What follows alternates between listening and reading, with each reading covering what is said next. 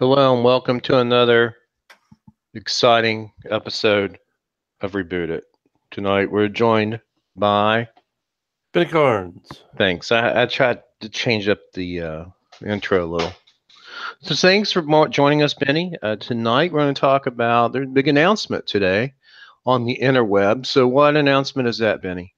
Well, the biggest news to hit today was that HackerCon 9, the call for papers is open, the room blocks are open, and you can now register for HackerCon 9. SecureWV/HackerCon, right? So Yes, SecureWV 2018. We don't want to confuse people. SecureWV 2018 HackerCon 9. The dates are November 30th through December the 2nd. Yep. At the Holiday Inn Hotel Suites in South Charleston, West Virginia. CFP is open. Call for sponsors is open. Is the room block open? Yep, everything's open. Awesome. So go over to www.securewv. No. What? No. It's SecureWV.com. I thought it was .org. Well, I was just going to say all of our URLs will forward you to the HTTPS SecureWV.org. So. So anyway, the website's up. It's also listed under our upcoming conferences. I'm not going to read these to you. You can go look at them. Upcoming Area 41 in Switzerland. Amanda Berlin will be there. B-Sides Cleveland, June 22nd, 23rd, in Cleveland, Ohio. Reminds me of that dual core song. Cleveland, Ohio, Nauticom 3. Nauticom doesn't even exist anymore. I had to fold. It's an example of how running a conference can make you broke. Yes. So we submitted a panel talk to DerbyCon. 3 or 4 geeks did on about how to run your own conference, and for fun and profit. For fun and profit. There's not much profit in it. Actually, I think it's for fun and non-profit. Okay, well, because we're nonprofit, we're not getting paid. We're not keeping any of this money. Nope. So Black Hat's August 4th through the 9th in Mandalay Bay, out in Las Vegas, Nevada. The link is in the show notes. I'm sending a bunch of my kids out there as volunteers again this year, so maybe they'll come back with jobs. Nice. DEF CON 26. Gee, 6 years ago was the 20th anniversary of DEF CON. Has everyone seen the DEF CON 20 documentary? Yes. Highly recommend it. It's great. So DEF CON 26 is August 9th through August 12th, 2018 at Caesar Palace and the Flamingo Hotels. DEF CON's grown to a size that they just can't contain it all under one roof. Roof. Anyway. The roof is on fire. DerbyCon is... Which DerbyCon sold out. It is sold out. I actually have reservations in the Econo Lodge. So I don't know. I may change that. I'm kind of afraid. Everyone who says it's great. I'm kind of guy who spends a lot of time in his hotel room. So, but the DerbyCon hotels, the Marriott is sold out.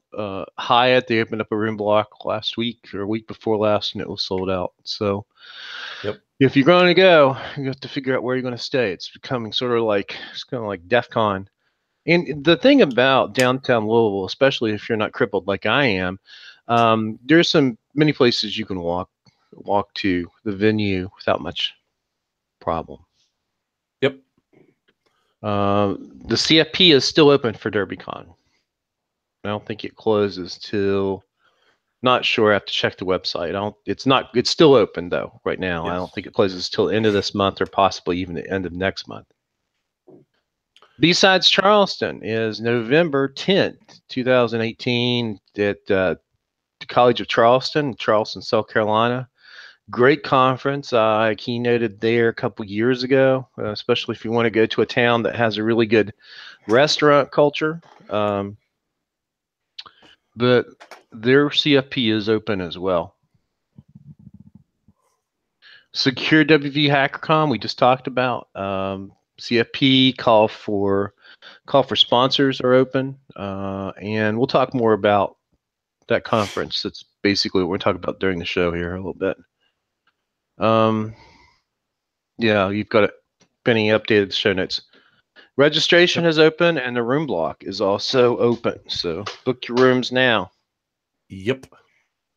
So I'm teaching a Python camp if you're local. The last week of July at RCBI, the RCBI Maker Bolt in Huntington. There's a link there if you would like to attend that. You can say that you're coming to the event, but you also have to go register because there is a small fee for that. Trying to think if there's any other housekeeping stuff that we need to do. Quite honestly, I can't think of anything. I'm teaching a Python class this summer, or not Raspberry Pi class this summer. Really? Over Where's at that? Bridge Valley. Why don't you put that in there? Well, it's already full. They can't really. Okay. Can't take more people. Yeah, it filled up on day 1, and by the end of day 2, there were 15 people on the waiting list. That's great. Yeah, I was shocked. I really didn't think it was going to fill up, but we do a Raspberry Pi meetup the second Tuesday of every month. So that would be next Tuesday for you, those of you who are local, at the RCBI Maker Ball. So stop by and bring your projects. We've started one here in Charleston as well, over at Bridge Valley, at the ATC Toyota building. Mm-hmm. And Technical Center, is that what they're calling it? Yes. Okay. And they've converted a room, or are in the process of converting a room to a hackerspace. The Bridge Valley campus in Montgomery is the actual makerspace where you can go in and weld stuff and make things. But up here, what they're calling is the hackerspace, so it's more technical, and they're going to be rolling out more IT related, computer related things.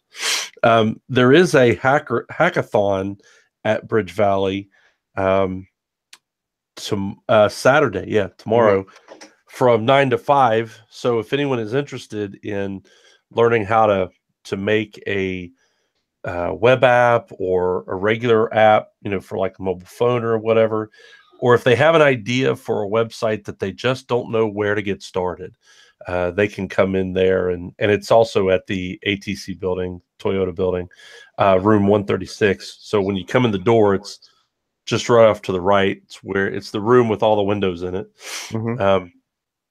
And Tim Sayer is actually working to do that with the folks at Create West Virginia. So he's got some volunteers lined up. I was going to help, but we're going to be out of town, so I won't be there. Where are you going? We've got to go pick up my son. I'm just giving you a hard time. I know you don't have to tell me. Well, my son graduated from high school a couple of weeks ago, and so the slacker has been staying with his in-laws, or my in-laws. His in-laws? Wow. Yeah, his in-laws. He graduated high school, and he's already married. No, I'm just kidding. Hey, it's West Virginia. It happened. Yeah, no. But anyway, we're picking him up. That was his. That's what he wanted to do for the summer, and now we've got to get him ready for college. Yeah. So where's he going to college? He's going to go to state. WVSU. He wants to do animation, and that's really the only place that does animation, as far as on paper and digital. So yeah, I don't really know about anything about that. I think we do animation here too, but it depends on what he wants to do and what outcomes he wants, because not every institution offers the specific thing that someone might want to do. So right. I understand that wholeheartedly. Well, he wants to do 3D animation for video games and or movies and things. And we looked at Marshall, and we didn't find the class that was the same at State. We may have not been looking in the right catalog section, but and WVU didn't have it either. So I know State has it because that was the class that I wanted to take, but ended up not taking. And of course, they have the filmmaking and the script writing and all So that. is it a class or is it a complete degree program? It's a class. What he'll do is he'll get a communications degree with an emphasis in animation. Because we teach game development at Marshall. He doesn't. I tried to get him to do that. He doesn't want to do game development. He wants to do the cutscenes and all that stuff. Using Blender for that. Yeah. I mean, he might change his mind. What is it? The average is like a person goes into college, changes their degree 3 times. He may change it, and if he does, we'll look at that. And it just depends. I mean, I had a student in my office the other day that's changed his major pro 3 or 4 times. Yeah. And all that really does is it slows you down toward graduation. Oh, yeah. A lot of your core classes are going to be very similar. So everyone's going to have to take English. Everyone's going to have to take probably biology or some sort of science. I'm sorry about the popping of this chair. I don't know. I think it's probably falling apart. I thought it was your knees. Yeah, not that bad.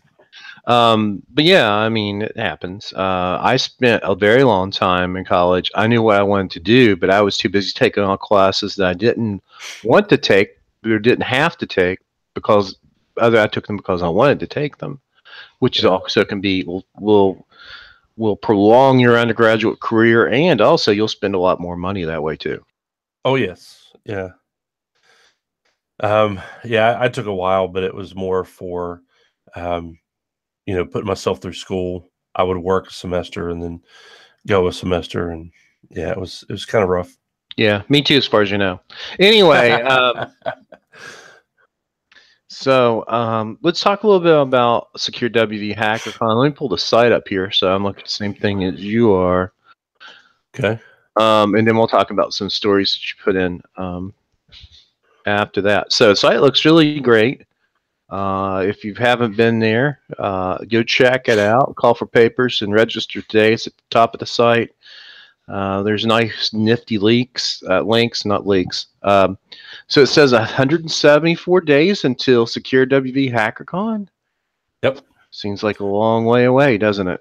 Yes, it does.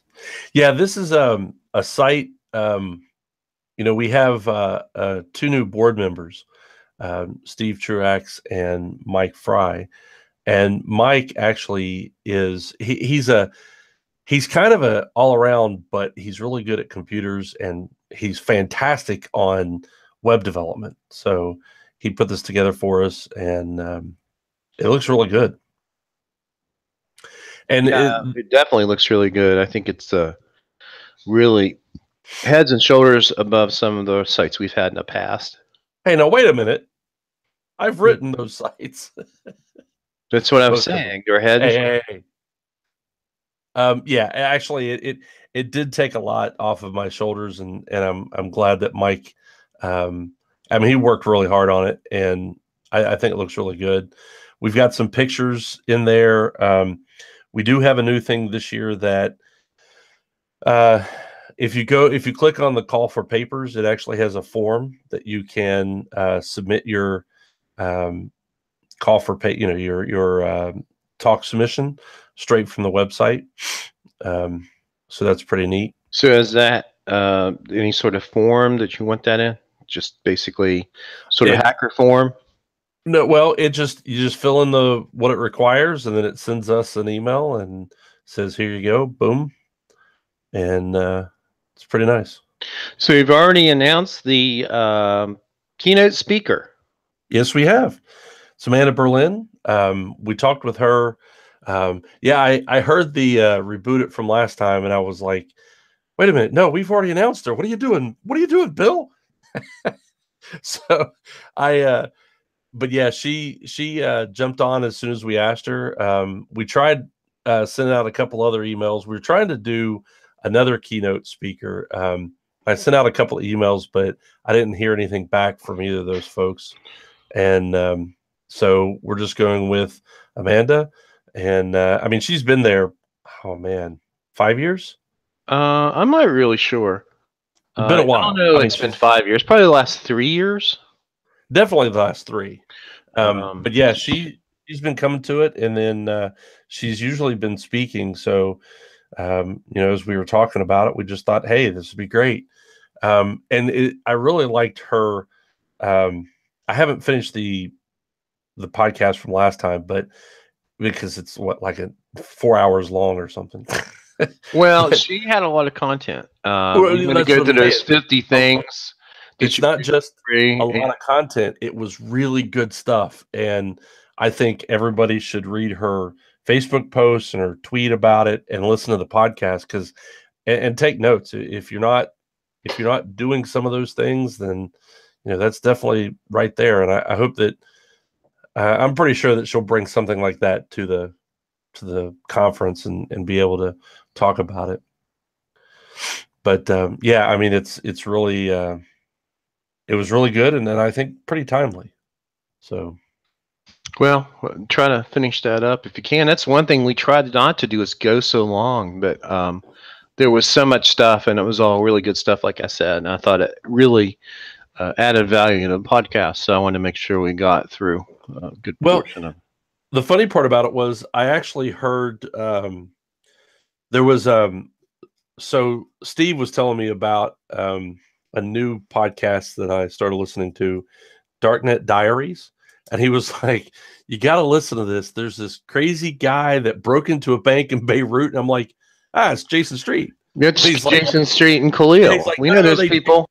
yeah. He's like, no. They changed their name and all this stuff. And I'm like, no, I'm telling you, dude, there's only one guy that I know that broke into the wrong bank in Beirut. And that's and talked about it. That's Jason Street. And so I listened to it. And I'm like, yeah, that's Jay. But yeah, that was a really good story. But it's Darknet Diaries, and they only have a few episodes. But then, as I was listening to Oh, well, that, thanks for pimping out someone else's podcast, huh? hey. But then I was listening to another podcast that had Amanda in it, and She's also into the Breaking into Security podcast with Brian Brake, and that's a really good podcast as well. And well, I was listening to that one because I forget. I think it just went.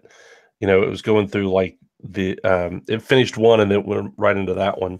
And then she was like, oh, hey, I'm on this other podcast. And I'm like, oh, I got to download that one now and listen to it. So, well, I appreciate the 5 or 6 listeners that we do have. And I'm sorry we took a very long hiatus in the middle there. It's just been crazy. Yep. Yeah, because you're doing some stuff. And yeah, it can be crazy. So this coming year at SecureWV HackerCon, we have a hardware hacking village. Is that going to be similar to last year? Yeah, I'm still in the process. I need to ensure that the SME folks will be able to do that again. But all these other villages are, stuff that we've had, and I have to confirm that we're doing the amateur radio exams again. I'm sure you can find someone to do it, and I'm sure the folks that did it last year would be more than happy to do it again. Oh yeah. They literally live like next door to the. Yeah, I just haven't had a chance to go to one of the meetings in a few months, and so I will be checking with them today. But yeah, I've already checked. We're going to have the PGP key signing party again on Friday and Saturdays. Talked with Adam about it today, and then he's also doing a class on Ansible. So we're still getting the details on that. We don't have all the classes yet or the tracks solidified. So, but we'll also have, the hacker karaoke. That's always a fun time. Yeah, because Adrian sings, Back in Black and some other songs, and last year was just hilarious. So it's always a good time. Oh, so yeah. A lockpick village again this coming year? Yep. That'll be, Adrian brings all his stuff whenever he comes in, and he'll be filming again this year. You might want to double check and make sure he brings his stuff, because I think he got tired of carting it around. So he didn't bring it to Aid this year, I don't think. Oh, okay. Yeah, I'll check with him. So the new we have CTF Village. So CTF is going to be similar to last year. Well, yes. So this year's theme is Wayne's World, and that's kind of a two-pronged thing. In January, as some people know, we lost one of our 3 or 4 Geek board members, Wayne Zielinski, to cancer, and so Rick and I were talking I about thought it. his last name was Zalaska. Oh, yeah, it's Alaska. Sorry. And so Rick and I were talking about something else, and he was like, "We need to do Wayne's World, dedicated to Wayne." So that's what we're doing. The theme this year is Wayne's World, and we're working on getting a T-shirt with Wayne's picture on the front, and then Wayne's World. But it's also going to be kind of a throwback to Wayne's World, the movies.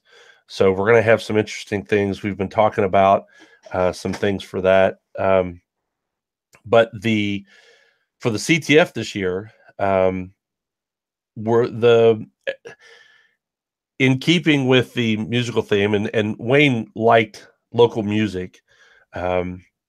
So in keeping with the music theme for the movie and what Wayne liked, we are going to do classic rock songs, and the servers will be based on like one will be called Styx, one will be called AC/DC, Rush, Led Zeppelin, The Who, and then the song titles will be flags.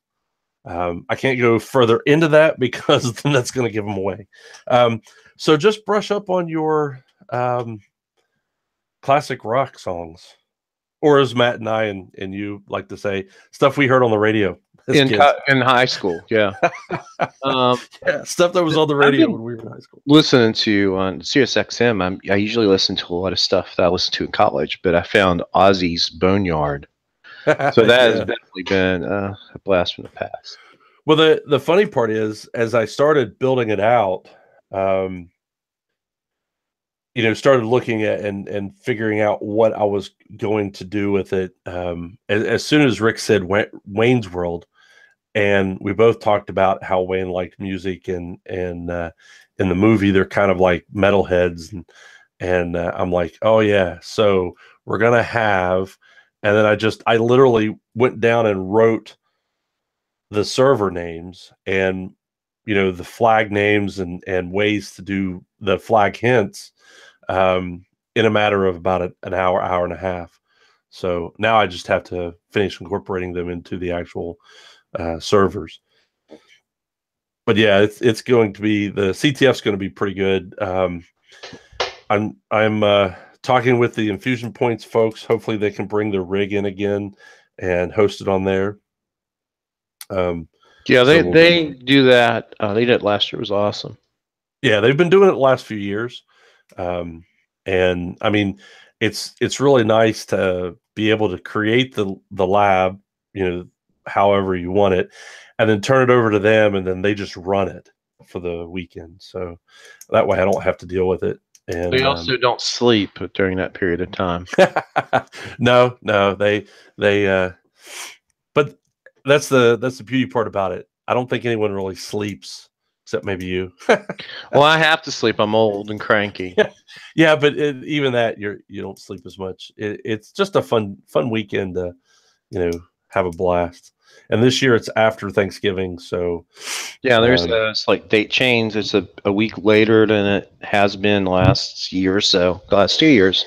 Yeah, which is way late. Yeah, way late on November.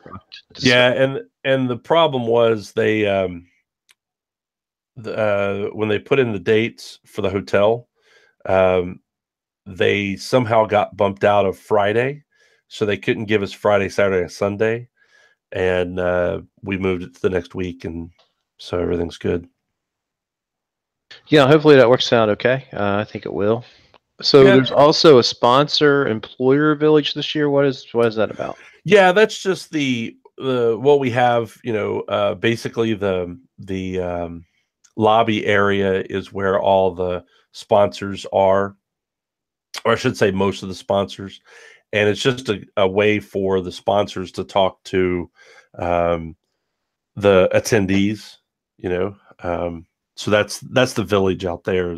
It's really kind of a get together type thing. So Awesome. So if you're a job seeker, you can go. You could talk to potential employers, right? Is that the idea? yep. Yeah, I mean that's the plus if you're looking for the vendor type, you know, uh, if you're looking for a vendor or you're looking for a job with one of those vendors, um, it'll be right there. So So amateur radio exams is scheduled again for this year. Do you know how many exams we had passed last year? yes, we had 9 exams, 8 passed, 1 failed, but I got it later. So you're the person who failed. I'm the person that failed. I Hey, just it's hard, man. I didn't get a chance to study it really hard due to planning the conference, and So they what did you do when you were in the military, Benny? what did I do? Yeah. What you What time? well, no, never mind. I was going to say you're a radio operator, but that's not true.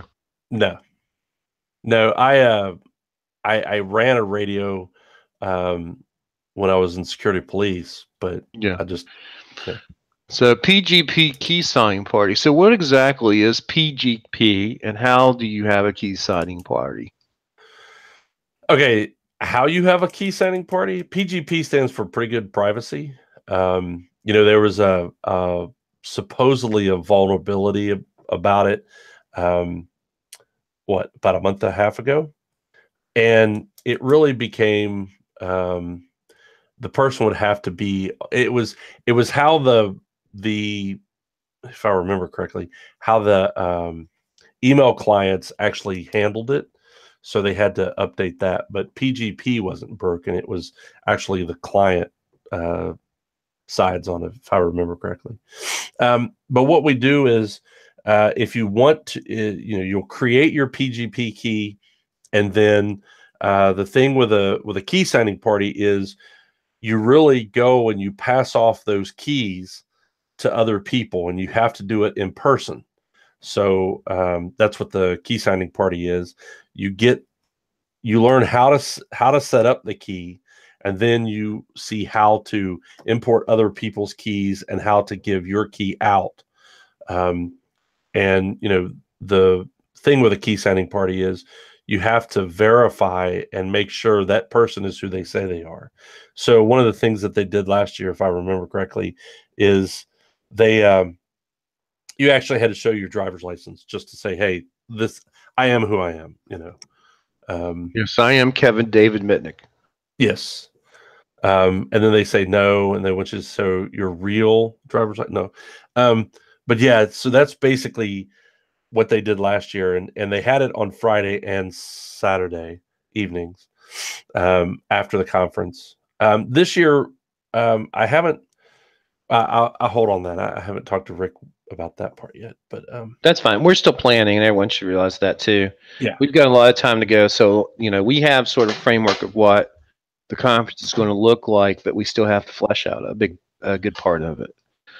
So yeah, we talked and about we're hacker. still Go ahead. we're still looking for. We've got the 2 tracks. May not have the forensics track. I'm still working with Josh and John.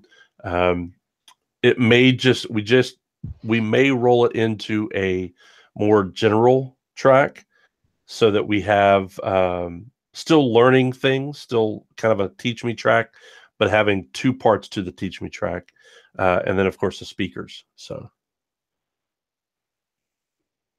we already talked a little bit about hacker karaoke. It's 21 plus. Don't bring your kids. Yes, Do not no, bring your kids. The hacker hangout. What is that about? yeah, and that's just again, it's where people can hang out in the lobby or the CTF room and just kind of hang out, shoot the breeze. You don't have to go home, but you can stay there if you want to. um, After dinner on Friday and Saturday, if you don't want to do the key signing party or the karaoke, then you can just sit out in the lobby and talk, or go to the CTF room and kind of hang out. Or after the talks are done in the speaker track, you can go in that room and kind of hang out. And that allows people to, if they want to um, hang out and learn something from one of the speakers, or talk to a speaker or another person about something that they're working on, they can actually sit there and kind of go over it if they wanted to, just kind of hanging out and doing things. So Awesome. So how much are ticket prices for SecureWV/HackerCon this year? well, the ticket prices are going to stay the same. It's $35 for students, and that includes high school and college age students. And then 50 for everybody else, and that includes the entire weekend, everything during that weekend, except for if we go to dinner and like last year on Friday, I think it was Friday, we went over to a local Mexican restaurant and basically kind of took over the place. So that that's on the actual attendees. You'll have to pay for that, but $50 gives you all the conference stuff, so you don't have to pay extra to go to any of these villages, or or to the training if we do have any of the training. Like I said, Adam's going to be doing the Ansible training, so we'll have that going. We'll probably have some Linux training, in there, and some other things like that. So. Sorry, dead air. Trying to get to the mute button. So let's talk about the stories we have for this week, and you have a few here. The first one is Facebook bug sets 14 million users settings to public. So what happened there? Yeah, it looks like back, I'm trying to find the dates, between May 18th and May 22nd. That was when they asked them to review their posts. So Facebook asked 14 million users to review posts made between May 18th and May 22nd.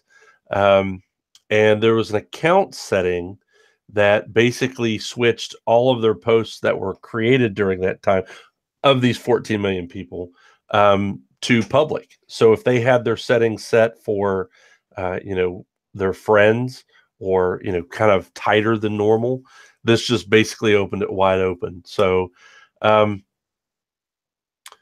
then there's also a link in there to Facebook's post about it. I did not read that part because I think it's kind of interesting that here, this is what, like the third or fourth issue over the last 6 months.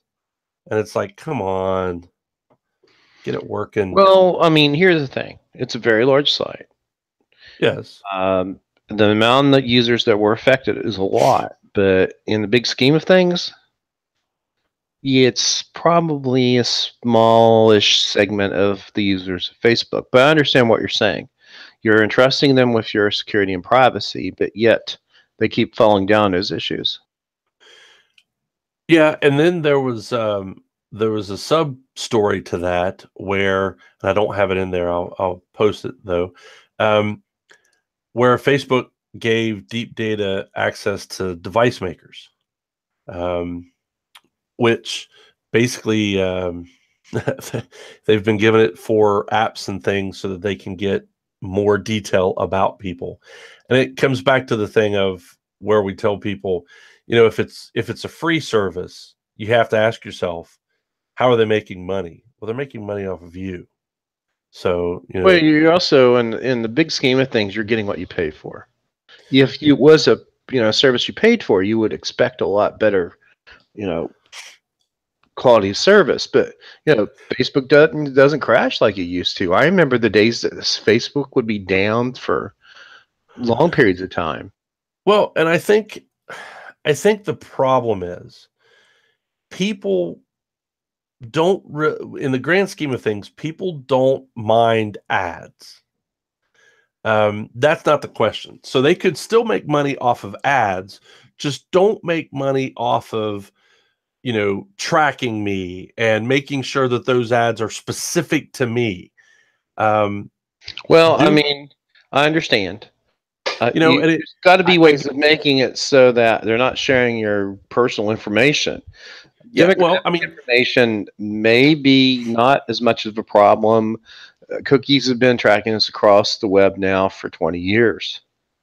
Yeah, but should they is a thing, and I think that's what it really boils down to, because there's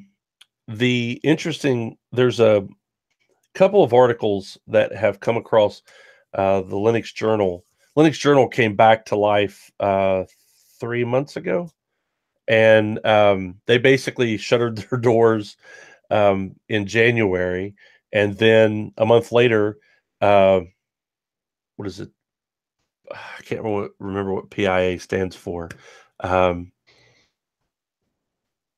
Internet Access, the VPN company, basically bought them and brought them back to life. And one of the things Linux Journal's been around forever. Oh yeah. I've been in the 90s. I remember reading Linux. Jacques Searles, who was one of the first bloggers, was a Linux Journal columnist. Yep, and he's now the editor, and he's kind of moved up to that step for several years. But he has an interesting article that a couple of articles that talk about how users should not expect their data to be, should not be expected to be tracked, or all kinds of things, and how, it's the same thing with like music industry. People don't mind paying for music. Just don't give me ads, don't give me specific ads. And I mean, we see ads everywhere. When the amount of knowledge that Facebook or Twitter or any of these social sites have on us is scary.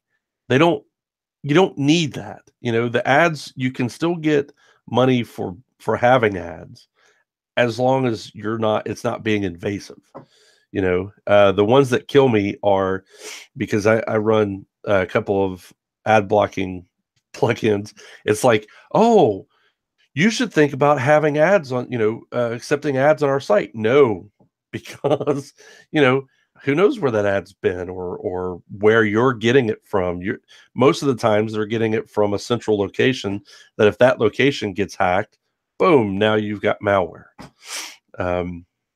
And I've actually got running inside my network a pie hole that basically goes out and it takes out ads, and it's really nice. I don't want to get too behind on time here, and I wanted to talk about some of the other stories, such as the Flash 0 day. Yeah. So imagine that Flash has Adobe has a Flash 0 day. Patch it now, patch it tomorrow, patch it every day. Is there a patch out for the specific flaw? I believe so. That's let me get the story up here. And the second question, in this day and age, do you really need Flash? I don't think. Well, I think there are a few things that still require it, but crappy ads require it. Yeah. I think most things have gone to CSS5, or HTML5. Yeah, you would think so. Web players are all HTML5 at this point. Yeah. So it's sort of like Java. It's the same question with Java. Do you really need Java? You don't need Java to surf the internet, yes. And you should remove it and then figure out if you need it for something instead of just patching it. I used to get so sick of patching Java. I used to have There was a piece of software that was used in academia that required Java, and since I don't teach that class anymore, Java does not exist on my computers. Well, the thing that scares me is how many security tools have requirement for Java. I don't really know off the top of my head. I do remember, and I don't know if they fixed this or There not. are a few. Uh, Shoot, what's the name of what I'm thinking of? Nessus used to require Flash. Yeah. Well, I mean, like, you know, there are quite a few tools that are out there in the industry that still require Java on them. Do you have an example? I mean, I I believe you. I'm just saying if you could think of an example. Doesn't Elasticsearch have it? I don't know. I don't know. Use Elasticsearch. I I would have to get them, and I know a few, but I want to kind of sidestep that. Well, You that's can your look them up. homework is that you need to look it up and provide us with. I'm just kidding. So, Oh no, not my homework. I know where they are. I don't want to talk about yeah, it's them. operations security.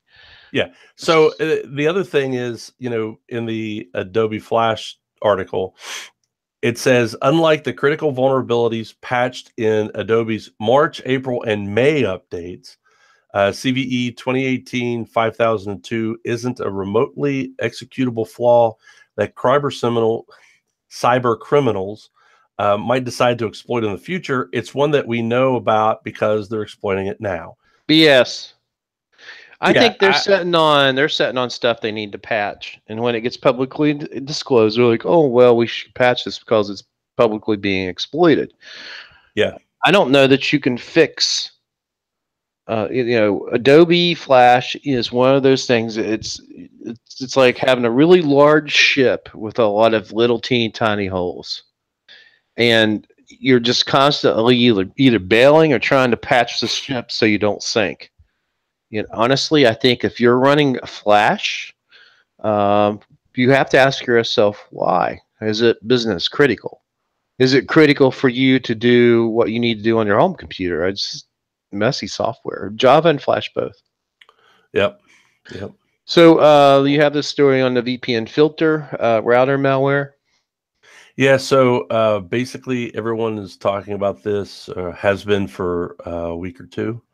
And I don't know if you guys talked about it last week, but so it's two stories We didn't from actually the. do any stories last week at all. Okay, Did so things. yeah, these two articles are from Talos Security or Talos Intelligence.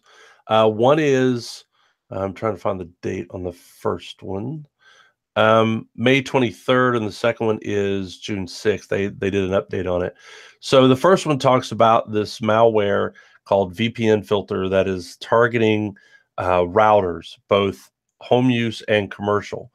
And they give a pretty good description of what they're seeing. I'm trying to see on the first one if there's a list, but on the second article, yeah, they have a list at the bottom.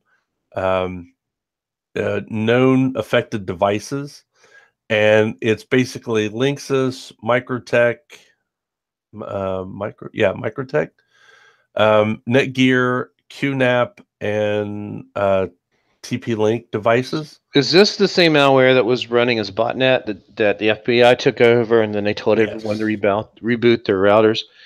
Most of those So infections were actually in Central and South America, so it was sort of weird to me that they told people in the U.S. to reboot their routers. yeah, and that was the other thing. I think the reason they were wanting them to reboot the routers in the first place was they had thought they had captured the command and control, and that it basically would. There was two stages to it. It would kill the second stage, and then it would take you back to the first stage if you rebooted it. And I think a couple of days later, they actually said, no, you really need to do a hard reset, factory reset on it. And so the What? update, huh? Pete's sake. Yeah, the update for it on the June 6th one gives you a little more detail. And I can't remember which one has it, but there are some technical details where you can actually they tell you how to set up your IP table rules and some other things, what to look for. So you can actually put that in some of your firewall rules and whatnot. This stuff's confusing to me. How do you think that the average home user is going to keep up with all this stuff? Oh, yeah. Yeah, I need to. One of the things that Rick and I had talked about how long? He bought a router that was supposed to update itself anytime something like this comes out and the main company hears about it. It was supposed to update itself with the patch. And I was curious I don't think that was his main router, but he was wanting to see what it did. And I don't know if he ever got that set up. I'll have to ask him. I can't remember anything about it except that it was, supposed to help on some of this. Yeah. Yeah, well, I guess the other thing that people should do is go out and check to see if there's firmware updates for the routers. Yep. Which may address this. Yeah, update them. And the nice part that I like about the Talos intelligence articles is they actually give you IP addresses of that they're seeing for that are connected to the first stage and second stage. So if you do have something like Pi-hole or OpenDNS or whatever, you can go in and block these addresses straight from in that thing, so that your machines won't go out and talk to it. So the next story, which I think is the last story, is the hackable cloud pets pulled from Target, Walmart, Amazon, and more. I saw this and I got a chuckle out of it and thought everybody would like kind of a funny thing there. So essentially they sold these cloud pets, and it had a unsecured MongoDB server on it that was allowing these things to get audio messages, send and receive audio messages via the cloud and an Android iOS app. But it was, they could basically send. One of the examples they used was a dialect threat from Doctor Who through through this connected toy, and it just goes back to show. Yes, it's kind of comical, and but people are buying these things for their kids, not realizing, again, the average person may not realize this, and it's a way into your network. They can listen in. They can. It really almost falls under the Internet of Things devices. Because you think about connected toys, it's connecting to your network, it's connecting to its own network. And the weirdest thing I've heard in the last few weeks was Wi-Fi enabled mouse traps. Like real mouse? Huh? Yeah. So whenever you catch a mouse, it just sends you an alert to go clean up the mess. That's funny. That's weird. Weird, wild stuff. Weird, wild, wacky stuff.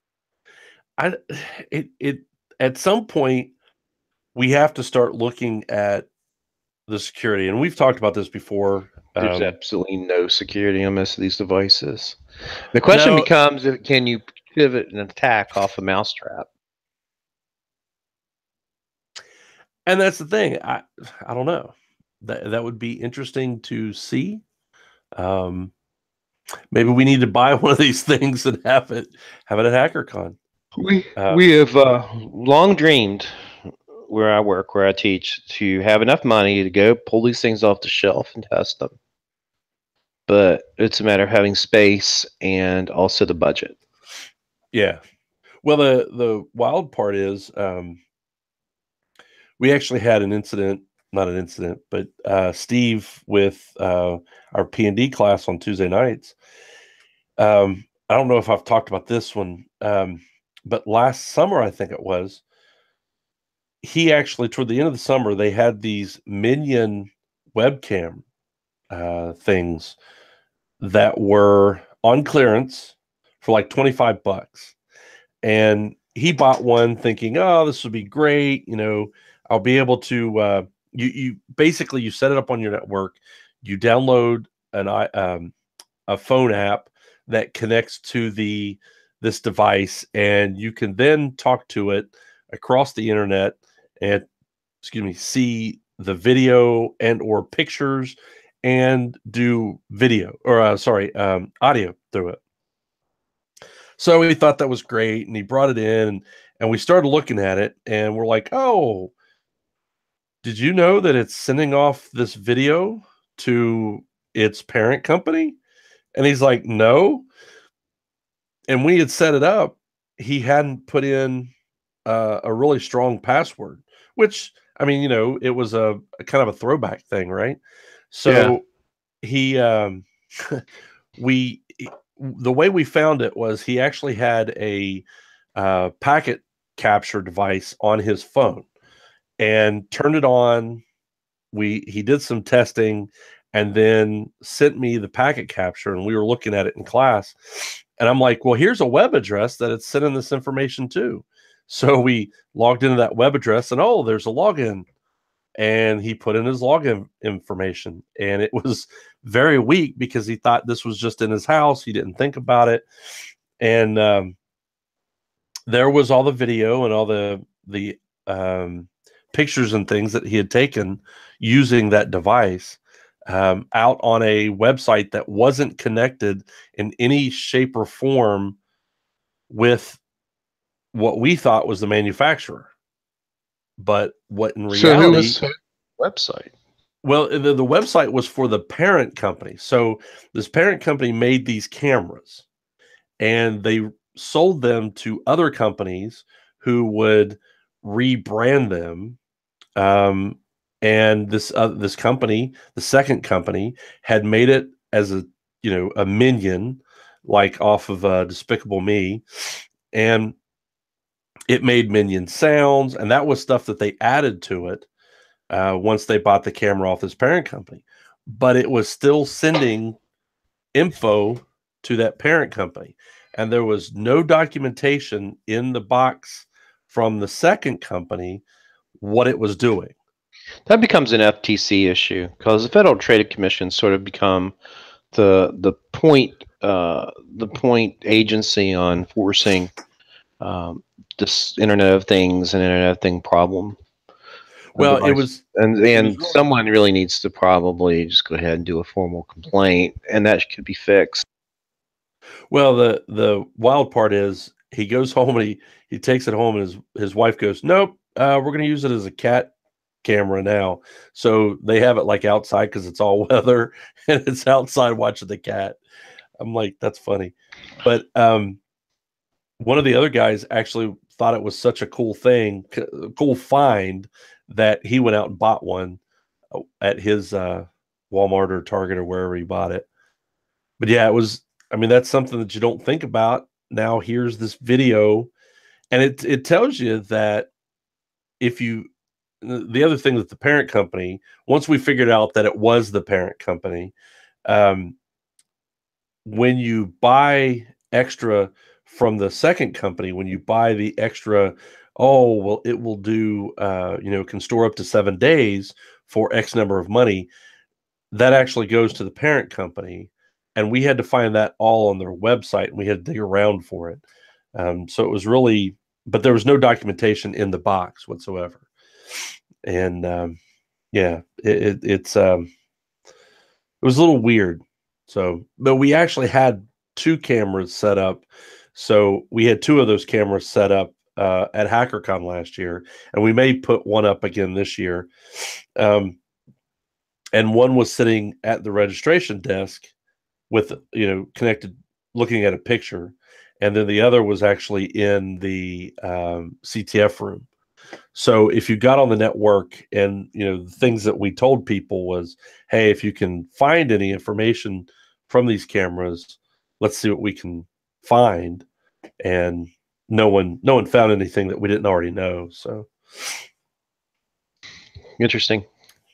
So, So, we're about 55 minutes. well, I have one question. Go ahead. You bringing your voting machine back? Yeah, I'll bring it back. Okay. Because, yeah, a couple of guys really liked that. they they had a blast. So, Well, we dumped data off of it. I don't think anyone ever tried to decode it. oh yeah, Or if they I did, they didn't tell me. I know Adam Byers actually said he had gotten something, but I haven't talked to him since then to find out what. Yeah. That voting machine is not a problem if you all want it to hack on it some more. Yeah, that'd be cool. So anyway, is there anything else you have for us tonight, Benny, before we sign off? Nope, that is it. Thanks everyone for joining us tonight, and we'll be back very shortly with another exciting episode of Reboot It, and probably within the next 5 days, if not sooner. So thanks everyone.